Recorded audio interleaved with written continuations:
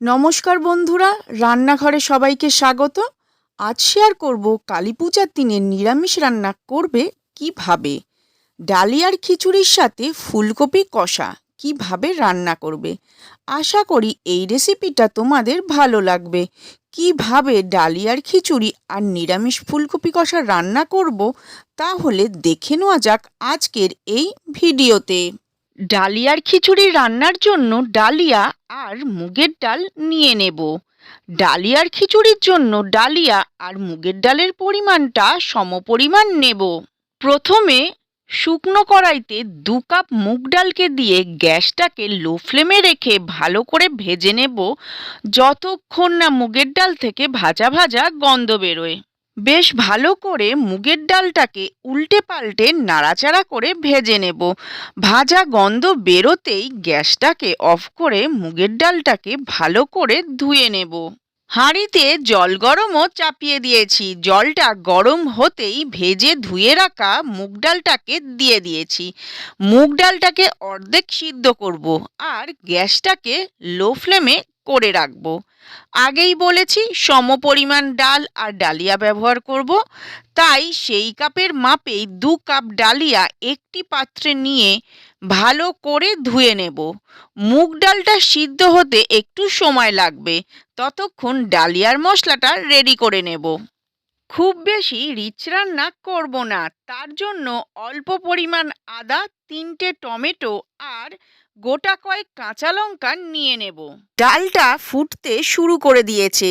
আদাটাকে কুচিয়ে ধুয়ে মিক্সির জারেতে দিয়ে দিলাম আর তাতে সামান্য জল দিলাম ভালো করে পেস্ট করার জন্য।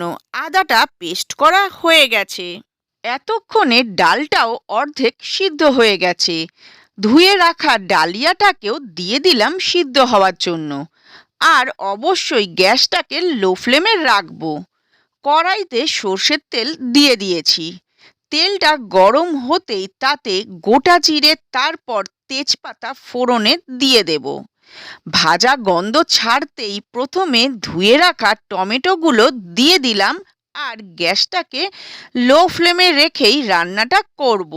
আর কাঁচা লঙ্কাগুলো চিড়ে হাঁড়িতে দিয়ে দিলাম। টমেটোটা একটু নরম হতেই আদা বাটাও দিয়ে দেব। আদাটা হালকা কষে তারপর এক এক করে নুন, চিনি, হলুদ গুঁড়ো, লঙ্কার গুঁড়ো আর জিরের গুঁড়ো দিয়ে গ্যাসটাকে লো ফ্লেমে রেখে ভালো করে কষে নেব। এতক্ষণে ডাল আর ডালিয়াটাও ভালোভাবে সিদ্ধ হয়ে গেছে। মশলাটা ভালো করে কষাও হয়ে গেছে আর মশলাটা থেকে তেলটাও ছাড়তে শুরু করেছে। এখন গ্যাসটাকে অফ করে দিয়ে মশলাটা হাঁড়ির মধ্যে দিয়ে দিয়েছি। ভালো করে মিশিয়ে নেব। মশলাটা খুব ভালো করে মিশে গেছে আর নিরামিষ ডালিয়ার খিচুড়িও রেডি হয়ে গেছে। এখন তাহলে ফুলকপি কষা রান্নাটাও করে নেব। ফুলকপি কষা রেসিপির জন্য আমি এখানে 3টে ফুলকপি নিয়ে নিয়েছি আর নিয়েছি 2টো টমেটো। প্রথমে ফুলকপিগুলোকে মাঝারি সাইজে টুকরো করে নিয়ে ভালো করে ধুয়ে নিয়েছি। তারপর কড়াইতে সর্ষের তেল গরম হতেই ধুয়ে রাখা টুকরো করা কপিগুলো তেলে দিয়ে দেব লাল করে ভাজার জন্য। গ্যাসটাকে লো ফ্লেমে রেখে অনেকক্ষণ ধরে ভাজবো, যাতে কপিগুলো পুড়েও না যায় আর কপিগুলো ভাজতে ভাজতে নরম হয়ে যায়। ততক্ষণ মশলাটা রেডি করে নেব। মিক্সির জারেতে ধুয়ে রাখা টমেটো আর তার সাথে দিয়ে দিলাম অল্প পরিমাণ চিনি, নুন, লঙ্কার গুঁড়ো আর হলুদ গুঁড়ো। মশলাটাকে পেস্ট করে নিয়ে লাল করে ভাজা কপিগুলোর ওপর মশলাটা দিয়ে দিলাম ভালো করে কষার জন্য। তোমরা চাইলে কপিগুলোকে তুলে রেখে মশলাটাকে কষে তারপর কপিগুলো দিতে পারো। আমি এইভাবেই রান্নাটা করি, যাতে কিছুটা হলেও তেলের পরিমাণ কম লাগবে। গ্যাসটাকে লো ফ্লেমে রেখে মশলাটা কষে নেব। এতে মশলাটা পুড়েও যাবে না আর খুব ভালোভাবে মশলাটা কষাও হয়ে যাবে। এইভাবে 15 থেকে 20 মিনিট মশলাটাকে ভালো করে কষে নিয়ে জল দেওয়ার আগে সামান্য জিরে গুঁড়ো আর গরম মশলা দিয়ে হালকা কষে অল্প গরম জল দিয়ে গ্যাসটাকে হাই ফ্লেমে করে দেব। 5 থেকে 10 মিনিটের মধ্যে জলটাও শুকিয়ে গেছে আর কপিটা থেকে তেলও ছেড়ে দিয়েছে, আর ফুলকপি কষাটাও সম্পূর্ণভাবে রেডি হয়ে গেছে।